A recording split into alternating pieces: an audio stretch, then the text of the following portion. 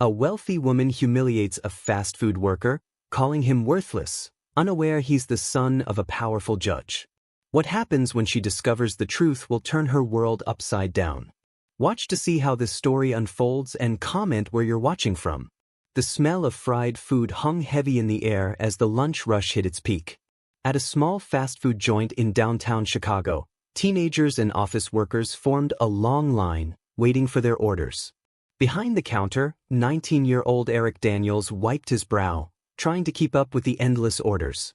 His uniform was slightly oversized, and his hands moved quickly as he prepared burgers and fries. Eric wasn't just any fast food worker.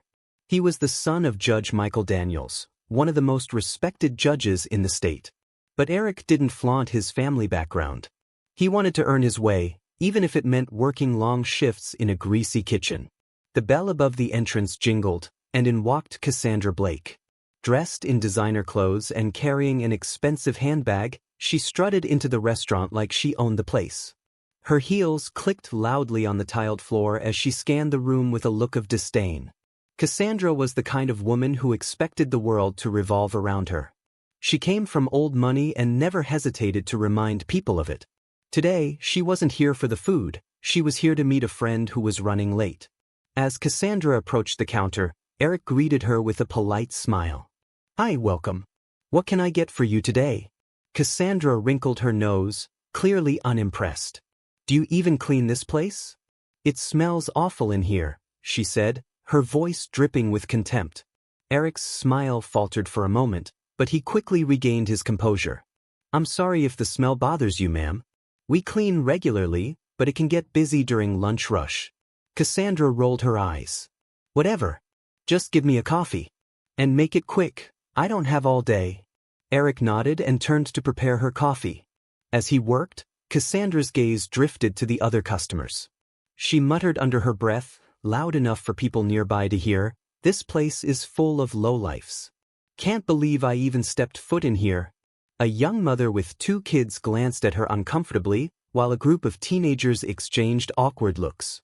Eric overheard her comment but kept his focus on the coffee. When he handed it to her, Cassandra inspected the cup like it was a science experiment. "Is this even fresh?" "It smells burnt," she snapped. "Yes, ma'am. We just brewed it," Eric replied calmly. She took a small sip and immediately made a face. "This is disgusting. Do you even know how to make coffee? Or is flipping burgers all you're good at?" The room went silent for a moment. Eric felt his cheeks flush, but he refused to let her words get to him. "I'm sorry you don't like it, ma'am. Would you like me to make another one?"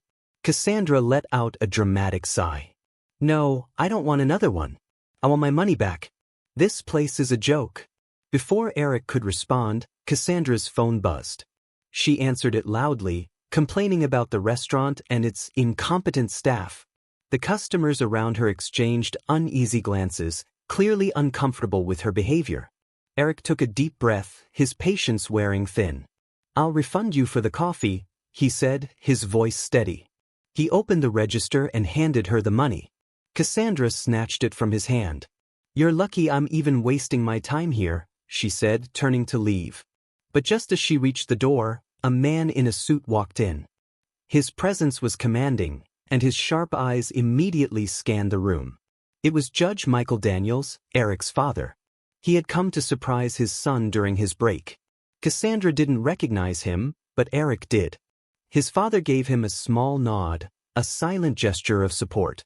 Cassandra brushed past the judge, muttering, "This place is filled with nobodies." Michael Daniels raised an eyebrow, watching her leave. Then he turned to Eric, who was trying to shake off the encounter. "Everything okay here, son?" the judge asked, his voice calm but firm. Eric nodded, forcing a smile. "Yeah, just another day at work." Michael looked at the door where Cassandra had just exited. "Well, some people need to learn that respect isn't optional." Eric smiled, grateful for his father's presence. Little did Cassandra know, her actions had just set the stage for a lesson she would never forget. Later that evening, Cassandra arrived at the city's most exclusive country club for a charity gala. She walked in with her head held high, her expensive gown shimmering under the grand chandelier. This was her world, a place where she felt untouchable, surrounded by wealth and influence. As she mingled with the crowd, a familiar face caught her eye. It was the man from the fast food restaurant, the one who had walked in just as she left. She squinted, trying to place him. He looked different in his tailored suit, exuding authority and confidence. Before she could figure it out, the event's host took the stage. "Ladies and gentlemen, thank you for joining us tonight. We are honored to have a very special guest with us, Judge Michael Daniels. His work in promoting justice and equality has made a lasting impact on our community." The crowd erupted into applause as Judge Daniels stepped onto the stage. Cassandra froze. Her heart sank as she realized who he was. Judge Daniels began his speech, speaking passionately about the importance of respect and kindness in building a better society. Cassandra's mind raced, replaying her behavior from earlier that day. After his speech, Judge Daniels stepped off the stage and began mingling with the guests. Cassandra, desperate to avoid him, tried to slip out quietly. But before she could reach the exit, she heard a voice behind her. "Leaving so soon?" She turned slowly to find Judge Daniels standing there, his expression unreadable. "Oh, Judge Daniels," she stammered, forcing a smile. I didn't realize you were here tonight." He studied her for a moment, his sharp eyes seeming to see right through her. "You didn't recognize me earlier today either," he said, his tone calm but firm. Cassandra's face turned red. "Earlier? At the fast food restaurant," he said. "You remember, don't you? My son Eric was the young man you insulted." Her heart sank. "Your son?" "Yes," he said. "The one you called incompetent and treated like he was beneath you." Cassandra opened her mouth to respond, but no words came out. She felt the eyes of nearby guests turning toward them, sensing the tension. Judge Daniels continued, his voice steady but pointed. "You see, Cassandra, my son works hard every day. He doesn't need to work, but he chooses to because he values earning his own way. He treats everyone with respect, no matter who they are. It's a shame the same can't be said about you."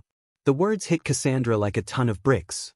She had always prided herself on being respected, but in this moment, she felt small.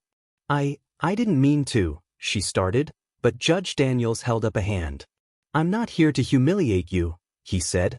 "But I hope today taught you something important. The way you treat people matters. Whether they're wearing a uniform or a suit, everyone deserves respect." Cassandra nodded, unable to meet his gaze. "You're right," she said quietly. "I was wrong." Judge Daniels softened slightly. "It's never too late to change, Cassandra. Just remember, your actions speak louder than your words." With that, he walked away, leaving Cassandra standing there, feeling a mix of shame and resolve. The next day, Eric was back at work, taking orders with his usual smile. The lunch rush had just started when the door opened, and Cassandra walked in. She approached the counter, her demeanor completely different. "Hi," she said, her voice quieter than before. "Eric, right?" He looked at her, surprised she remembered his name. "Yes, ma'am. Can I help you?" She took a deep breath. "I just wanted to apologize for how I treated you yesterday. I was rude and disrespectful, and I'm truly sorry." Eric blinked, caught off guard by her sincerity. "Thank you," he said after a moment. "I appreciate that." Cassandra nodded, a small smile forming on her lips. "I'll take a coffee, please. And this time, I promise not to complain." Eric chuckled softly as he prepared her order. When he handed her the cup, she thanked him and left without a fuss. For the first time in a long time, Cassandra felt a weight lift off her shoulders. She had learned a valuable lesson. Kindness and humility cost nothing, but their impact could be priceless. As for Eric, he continued to work hard, knowing that his efforts, and the values his father had instilled in him, were making a difference, one small moment at a time.